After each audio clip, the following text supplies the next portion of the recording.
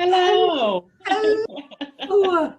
You want to get It's in so back? cute. I was just, hey, Brat, how are Hey, how you? are you? I am so good. Thank you Good. guys so much. I was teasing with Maggie before because I'm like, this reminds me of our coaching calls. And either you or me, we would be running a little late, even though I really want to be on time all the time. But anyway, we love technology. It's Yeah. awesome. Sorry, I was sitting there and Claire texted me and you texted me. I was like, oh, I need to do something.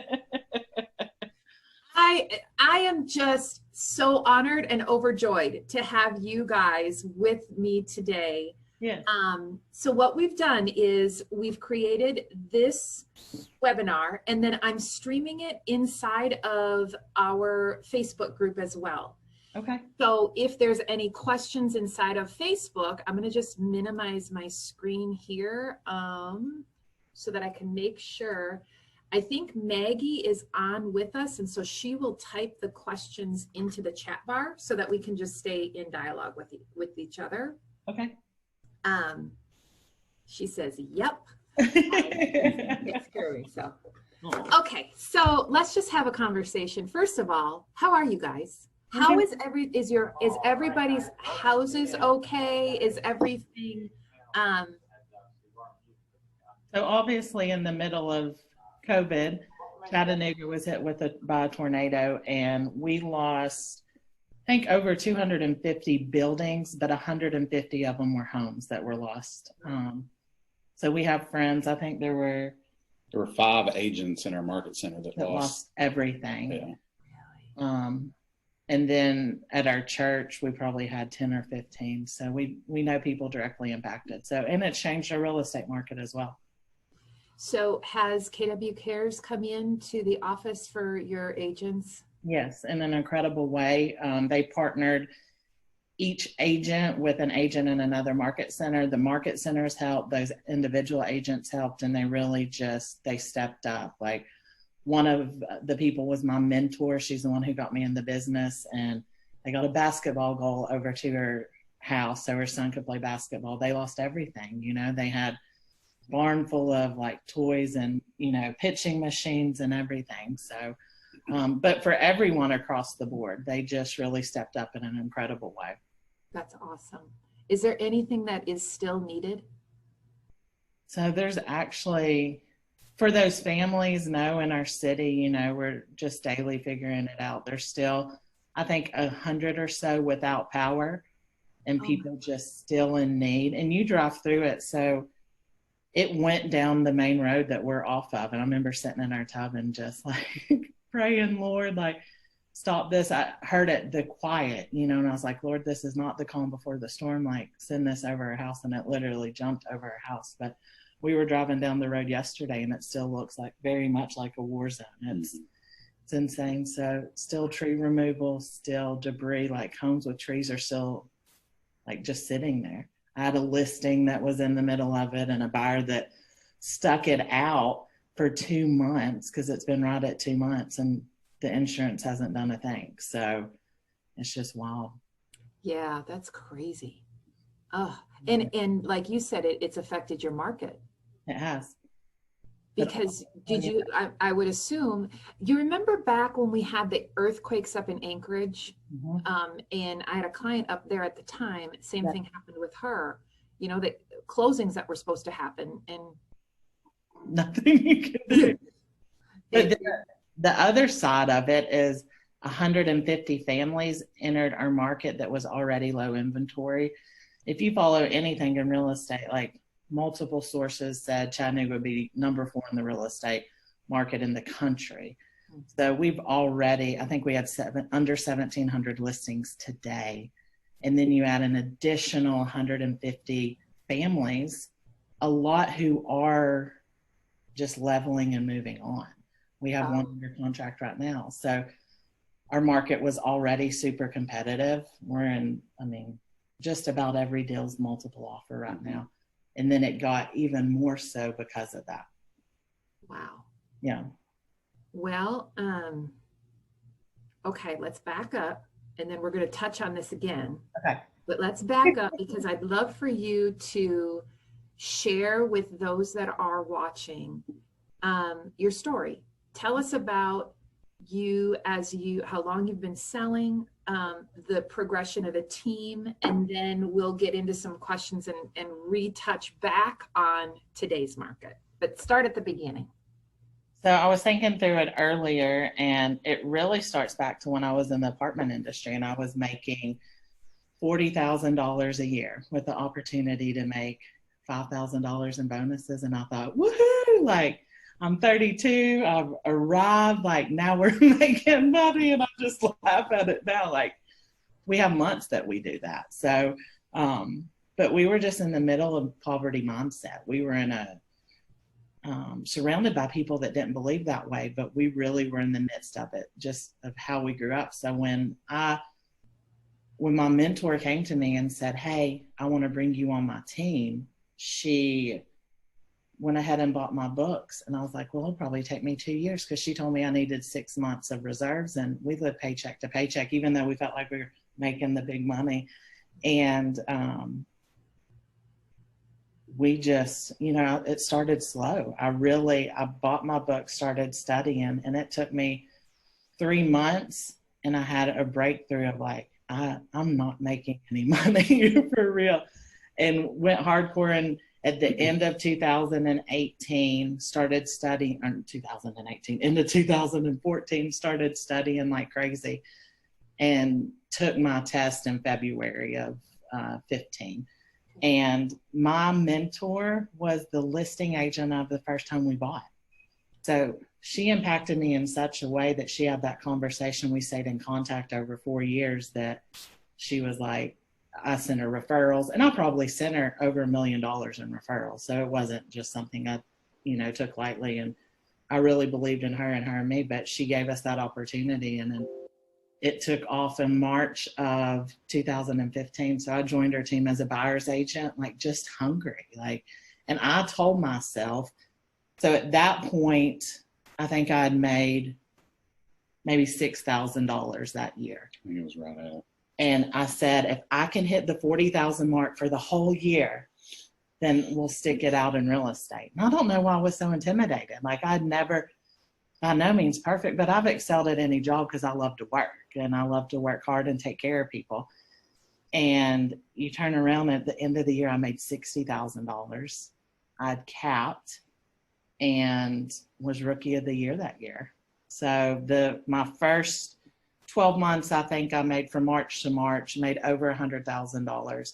But my first full year in 2016, I made $176,000, and had no clue until I went to the awards ceremony in 2017, because my head was down and I was just like chasing. I didn't even know. Brett and I looked at each other and we were like, oh my goodness, like we made some real money. And it's kind of been like that. I've had moments where I look up and I panic like anybody, but we do a whole lot of head down, not paying attention to what's going on around us. Yeah, it's definitely a skill, is to just like stay focused and go forward. Yes. And not allow choose only the amount that you want in your world. Yes. Say no to everything else. If it does not serve my purpose, we just don't let it in. Right. Yeah. Got it. Okay. So all right. So now you made a good amount of money your first year. And then tell me about the transition of growing into a team. So Lori, she just let me run, and I was loving it. And until the moment that God told me I was going on my own, I would have swore it was like 8:30 on a Monday morning that God said I was going on my own. At 8:15, I would have sworn to you I'd been a buyer's agent forever, because I loved it. I loved helping her build her vision and build her dreams. And in a moment, it was like, Kate, you can do this too. And I didn't grow up around entrepreneurs. Everyone in my family, even though they've been successful in the corporate world, has worked in the corporate world. My mom worked for the state. So I didn't know that I had it in me. So in May of 2017, I gave my notice to the person that brought me into the industry. And I look back and I handled it wrong. So don't handle it wrong. I wasn't transparent. And that's something I'm really like as a part of who I am. And I wish I would have been. But I handled it wrong, not poorly, but just wrong, not in alignment with me. And we sat down, I gave notice, and we worked out a 30-day notice. And then I went on my own, and I looked up and I was like, I have no idea what real estate's about. I didn't even know Keller Williams' values were God, family, then business. Because I'd been all team on teeth. And she's incredible. It's not her fault. Like, I literally just down and running. And I was like, I'm a great salesperson, but I don't know nothing about owning a business. So I hired an assistant that was just part-time. Her name was Asia. She was in college, and she just kind of helped me a little bit here and there. And then I'd say she really transitioned with me. So I already had her. I hired Elizabeth that October and was starting to realize, like, I got to change some things. Like, I can't, everyone's not just going to call me. I got to go out here and get business. And hiring her helped. And then in Bold, that at that same time, she started Bold with me. I joined coaching, knowing it was terrifying. Mitch Schwartz was standing at the front of the room. He said, who's supposed to sign up for coaching? Everyone went up there. He was collecting everyone's information. And then I like tiptoed up there because I don't love being in front of a room. Like, I love one-on-one, but talking or even standing up in a huge group was just intimidating to me. But it changed my whole life. And it really helped me develop my business ownership skills. And now I just want to be surrounded by those kind of people. And Lori is still my mentor. She was coaching Brett and I through a situation this morning, and we righted that wrong. And that first year, 2017, I finished at 170,000. So I dropped back just a little bit, but it's, it's okay. Pull a slingshot back to launch. And then I did 232 the next year. And then last year we did 332. 363. 363. We're getting comfortable with our numbers. I just listened to Empire Builders and like cried while Sarah Reynolds was talking. Like, okay, I get it. Yeah. I said everything to Claire. I was like, we need to do this, this, and this. She's like, you listened to the podcast, didn't you? Yeah. Bless your heart, Claire. Yes. It takes a village. We're still like growing and learning it, but we just love what we do and love building businesses now. So fantastic. And so in the midst of this, as you were, figuring out, you had gone from being a buyer's agent to then being a solo agent to then having kind of an admin right, to having Elizabeth, right? Yes. And then you got coaching. Then tell me about the conversations with Brett on him deciding to get into the business, because there was a lot happening in your world at that time because you had been so buyer focused. Right. Then we needed to make sure that you got listing focused. And so tell me about when Brett joined. So Brett was working, and we still hadn't conquered this poverty mindset. He was working for $40,000 a year and his insurance was paid. And we're like, heck yeah, like that helps. That adds on to what we're doing, that steady income coming in. And we just had, I think I just looked at him one day, like, do you want to do this? And I think if you know me, I'm a super strong personality and I can be a little bit of a bulldozer. And I can't speak for him, but I imagine it was a little intimidating, like changing. No, he's wonderful, y'all. But we really felt like we knew I needed the help because I did not separate those things well. I think when Jen took me on, I maybe had closed 10 listings.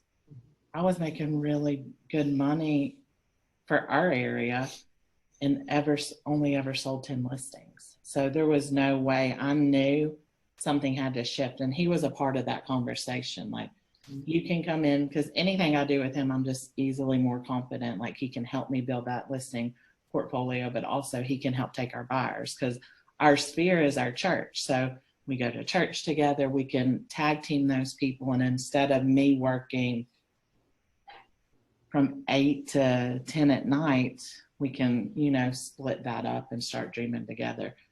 So he left his job we did a whole lot in 2018. He left his job July. The end of July. Yep. Started the licensing process through, the end of June. I started the licensing process through July and early August. In mid-July, we got a call from a client telling us they had 2 little boys that a mom wanted to give up for adoption. So in the midst of real estate school, we took on custody of a 1 and 2-year-old full brothers who are ours now. So we really compounded it in that season. So we started working together at the same time as adopting 2 children at the same time. And we didn't have any other children except our dog. So our whole world was chaos. Mm-hmm. Yeah. Well, and you embraced the mom too. Mm-hmm. Very much so. Yeah. Okay. So Brett joins the team. So now we've gone from Cate running like her hair's on fire. Mm-hmm. And kind of liking it, to be right. Yeah. That was your thing. Then we have Brett that's coming in, figuring out do I do buyers? Do I do listings? Do I run the team? Do I recruit to the team? Do I do the operations of the team? Oh, by the way, we're married. So how does that work? And so we have several agents in our marketplace that are also spouses that work together. And that's a whole different thing. That's a whole different thing. So I know it's not on the sheet, and yet, how do you guys balance your time? How do you turn off so that you can remain family first? That's hard. We don't a whole lot. We did go on a date night last night. Yeah. Good. Well, business happens a whole lot, even when it's not 9 to 5. I mean, you're getting ready to go to bed and it's, hey, what do you got going on, tomorrow, and so on and so forth. So, I mean, we have questions. And the crazy thing is and I don't know how this ends up, but we work a lot of deals with each other, either listing agent, buying agent, or me listing agent, her buying. Yeah. How that happens, we do it a lot. So,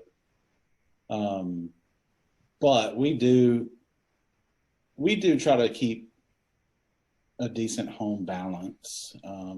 We don't let it infiltrate too much, because you do have to take time to let your mind breathe and not be thinking real estate or work or whatever all the time. I mean, Kate's really good she's getting way better at it because she'll take time and take the boys to the pool. Took a while.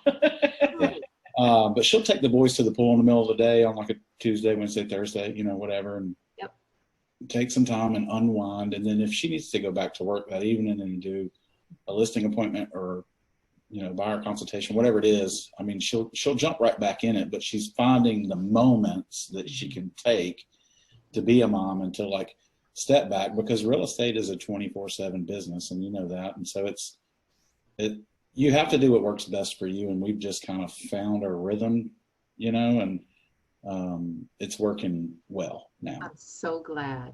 And when you love it, it's not a job, right? Because it's a thing. It's way more than just a job.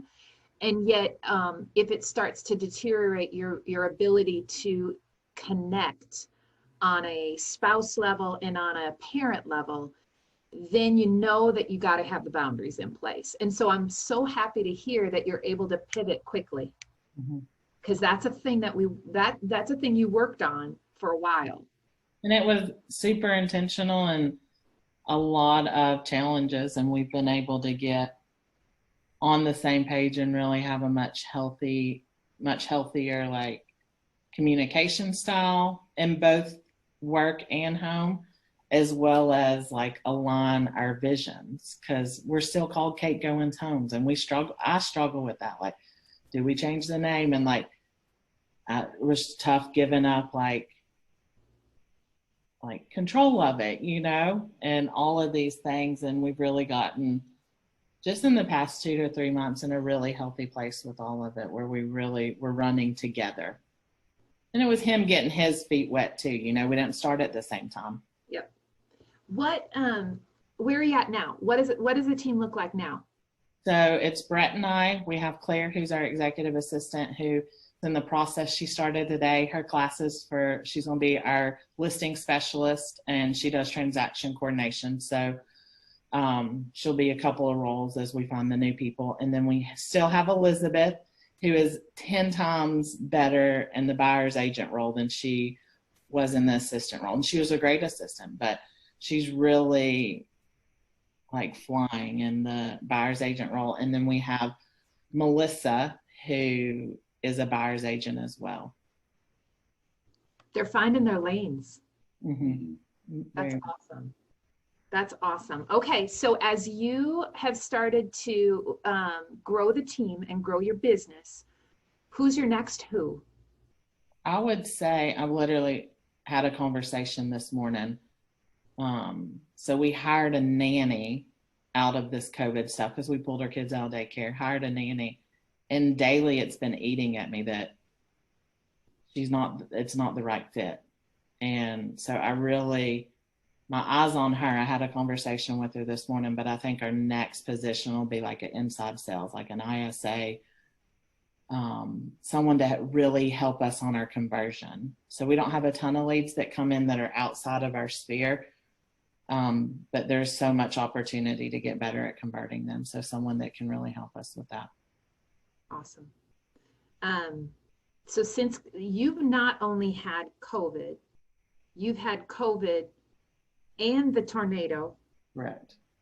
And so have you guys changed your approach in securing deals with the new kind of environment that we're in? Are you doing things more digitally? You know, what are some of the things, systems, processes, strategies that you've changed? So initially we just didn't know because it hit Chattanooga late because we're a smaller city. It took a little bit for it to hit us. So once it did, we were like, oh, wow, this is really happening. So we sent all our people home. We emptied out all of our print stuff, sent every piece of print out that we had, just, you know, getting in front of people. And then we were like, this isn't what we need to be doing. So we quickly changed our mindset within like a week and a half and just got on the phone. So our sphere is our church. So we see our sphere of 3,500 people every single Sunday. And suddenly we weren't having church anymore. Brett and I were still there because we served behind the scenes and we were doing online church, but there were only 35 people there. So we were like, well, now no one's we're not getting to have those conversations, and we're not asking for business at church, but you're hugging on somebody, you're loving on them, you're seeing them face to face weekly on a regular basis. So we all had to get super intentional on getting on the phone, sending the text, hey, how are you doing? What's going on? And within 2 weeks of that, and I think it was people getting stir crazy too, like all of our phones went crazy. I mean, it literally, like, people were bored and looking on Zillow, I guess. Like, I don't know what so was you leaned into it. We did, for sure. We weren't scared of it. I was getting calls daily from agents in our office that were like, what are we going to do? What's happening? Like, I'm like, keep working your business. Like, your buyers and sellers haven't gone anywhere. Don't be intimidated by this. Cut your expenses, which we did. We slimmed down everything, got rid of the monthly car wash fee, got rid of cable briefly, like did all these things in anticipation, like didn't pay our car off, like had a couple of things, had some stuff set aside to do some big things. And then this happened and, thank the Lord. But we said, y'all got to keep running. Like, this isn't going to slow us down. Like, more homes were sold. And I don't know if we were on a training but more homes were sold in 2008. Like I heard one trainer say it was just a different price point. Like, so it was just different. And I said, you're just going to have to work harder for it, and would encourage them. Because I knew, like, I didn't want to be a casualty of this. Right. So did you guys do like Zoom buyer presentations, Zoom listing presentations? Did you do any of that? Or was your area still pretty open that you went face to face still? We were doing a lot of like phone calls for listings. Because our sphere is hugely personal. I mean, probably 5% of our business. Our listing appointments look a little different. We take it very seriously in the sense that we take our listing packet, all our marketing. But for our clients, I don't know. I think, we're hired before we get there. We never want to assume that. But we just saw it just shifted to a lot of conversations. What do we need to do? And really helping them prep and really making them feel confident. And I think at ease too, because I'm sure everybody's noticed that it can be chaotic depending on what you're listening to and what you're, getting fed via whatever, source. But letting people know that the home, the housing market has not been affected drastically yet. Mm-hmm. Right. And so just letting people know that things are still going, day-to-day business is normal.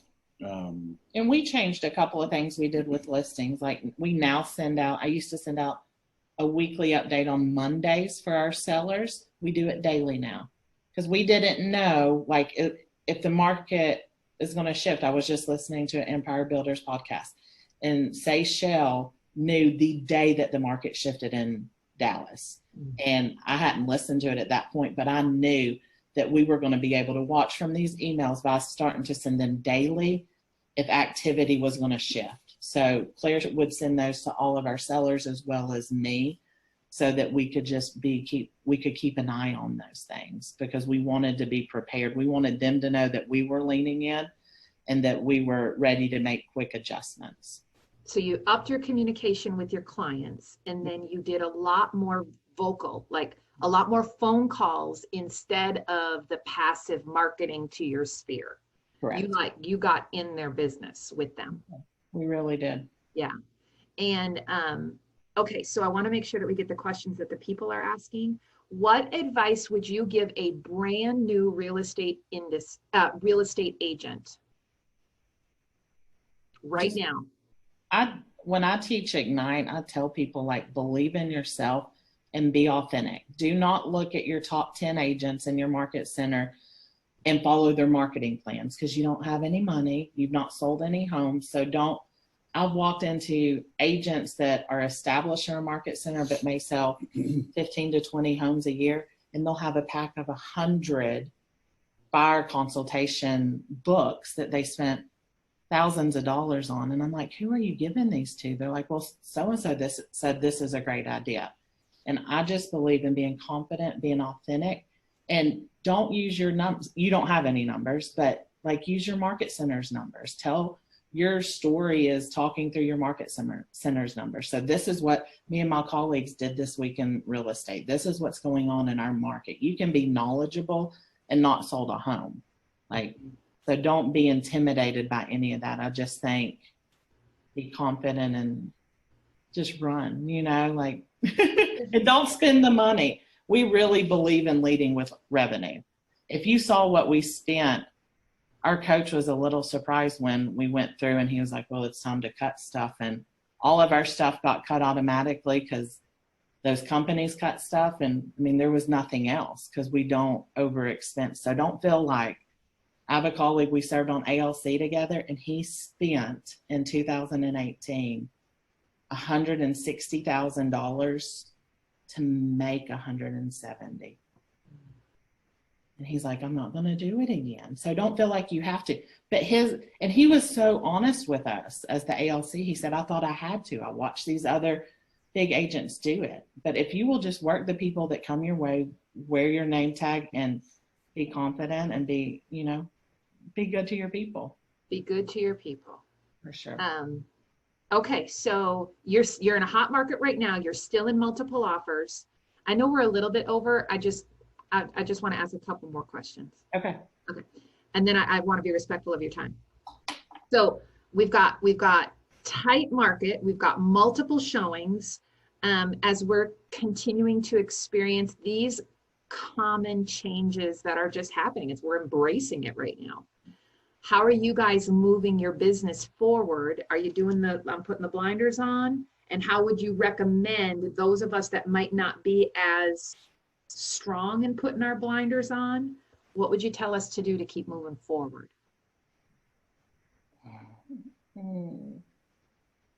It's, Brett's doing a deal on his phone right now. no, he is for sure. I know. Trying to think through, like, Sorry. I Don't do worry. a little more naturally, so it's not something I like have to coach myself up on. But I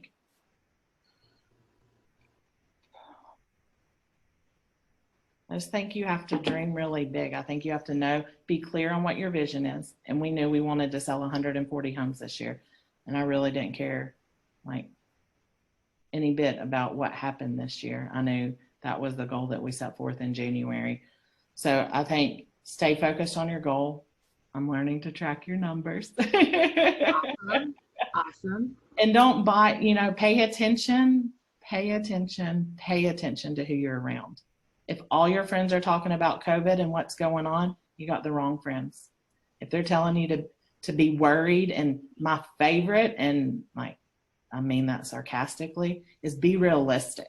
And I'm like, well, we're not friends anymore. I can't hang out with you because I don't want to be realistic. Like we just passed the top 50 in the MLS, and my next goal is the top 25. And I'm not going to get there if I'm realistic, like if I'm just waiting my turn. So like, be careful who you're around. Pay attention. Who are your colleagues in your office that you spend the most time with? Who are your friends outside of the office? And I think that'll make a great difference. And get in the right trainings and get into coaching in your office. Consider doing breakthrough coaching if you don't feel like you're ready for MAPS coaching, and just make those decisions.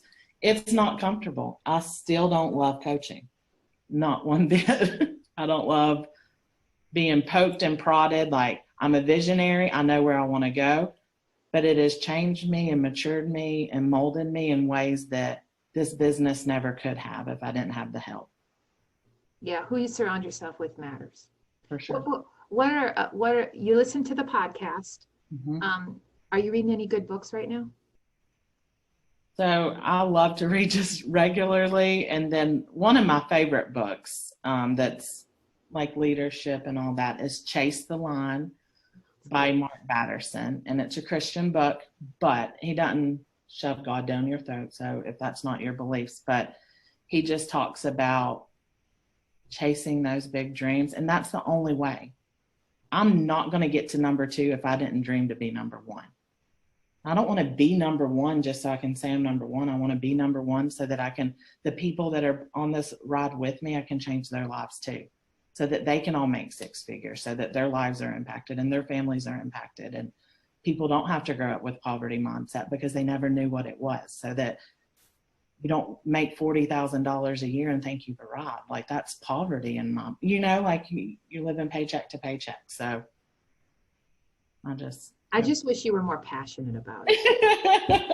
Right. She's lacking in that department. No. You know what, Brett, you are, here's from the 30,000 foot perspective, the catalyst that pushed you through was bringing him on. Mm-hmm. For sure. Yeah. So I'm just so honored to have watched your journey and how you're continuing to grow. They get most of their business from their sphere. I think we answered that one. And are your buyer's agent bringing in their sphere too, or are they already in your sphere? They're working theirs and ours. Funny story. Both of them go to church with us. We all go to church together. I know. I know. Well, it's hard. The thing is nobody can keep up with 3,500 people on a regular basis. So our sphere and their sphere are basically different people. So even though they come from the same place, they're very different. It's kind of like an ecosystem that you're in, and you have these micro ecosystems within it. Mm-hmm. Yeah. Makes sense. Awesome. Is there any question that I didn't ask that I should have asked? No, I mean, but touching on the thing about like new agents. Yeah. Because I was a new agent not so long ago. And the one thing that I had to realize, the one thing that held me back the most in the beginning was not knowing what real estate truly was, right? Because yes, we are selling homes, and contracts and that aspect of it. But none of that matters unless you have clients, unless you have sellers that you're working with or buyers that you're working with.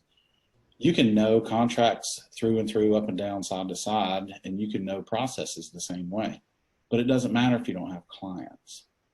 So figuring out that real estate is a relationship business, not a transaction business or a selling home business. It's a relationship game. So when people get in the business, they need to focus on their sphere as much as possible and working those people as best as they can. He would get really frustrated. He's like, why won't you tell me what to do? Because I didn't know what the next step, what's the next step? Because I've always had a job that had steps to it. Right. And she would always tell me, like, you need buyers. Like, that's your next step. You know what I mean? Yeah. And so realizing that it's a relationship game. So if you're focused on trainings and marketing, print, and all this other stuff, like, that's good. But at the same time, it can be a waste of time and money. Because I said this in a training, and I forgot that I do tell new agents this. You don't have a business until you have a client. So I don't care what you tell me how I need to do my marketing or how you're going to do your marketing or what your team will look like. You won't get to those places if you don't go find some clients. So step outside of the comfort of the office and the trainings and all of that, and go sit at Starbucks. And it's at home, one of our computers has a sticker on the back that I paid $12 for that says I'm a real estate expert. So sit at Starbucks, do that, and talk to your people. I know it's uncomfortable. I go to church with these people, and while I think some people look and say, ooh, that's easy, I never ask for business at church. I never bring up real estate. So then I have to figure out it adds extra layers, if anything. I have to figure out how to call them and care for them. Right. And be honest to say, I'm going to ask for business today too. So that's the key. Who had you asked for business today? Who are you going to ask? And it's easier. My very first transaction came from family. I think it was like 25 little handwritten note cards and filled them out, sent them to family, put a business card in there, and just said, hey, listen, I'm in the business now, and if you or anybody else that are looking to buy or sell, like, I'd love to help.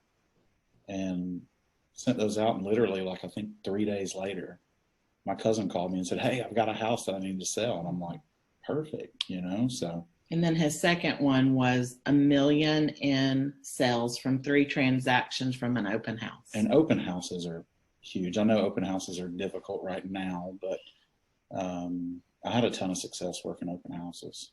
Yeah. Yeah, it's the relationship. It's all about the relationship. That's awesome. All right, guys, I want you to get on with your day.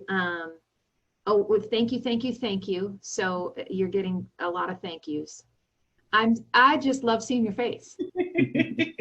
I love seeing you. I'm so grateful. Hey, I got a book for you. Yeah. Have you read it yet? No. Okay, this is a really good book for your business. I highly, highly, highly recommend it. We will order it today. And listen to Empire Builders, men and women. Good stuff, huh? It's phenomenal. It's literally, I did a review this morning, and I think I've tagged them all every single episode because it's changed my life. I've been crying going down the road. And I know I'm going to look back on this season, and because of what they're sharing and the transparency that they're sharing, like, it's going to change our lives. We're going to start tracking our net worth today. Like, we're going to change. Okay, in the last 30 seconds, what's your big why? Family. We want to change the world. No one would have bet on us 20 years ago, and we want to give every opportunity we possibly can for people to know that they can have it all, that you don't need the right background. It doesn't look like anything other than really hard work and like just changing people's lives. And we want to do that as many times, like exponentially, that we can. I can feel it in your heart. I just love you guys. We love you. You keep that foot on the gas keep changing people's worlds. And thank you. Thank you for sharing your heart with us, your strategies, some real talk. Appreciate it so much. And I'm excited to see where you're going to go from here. Yay. Add me on Facebook if I ever, I just like seeing people's stories. So. All right. Bye, guys. Thank you. Bye.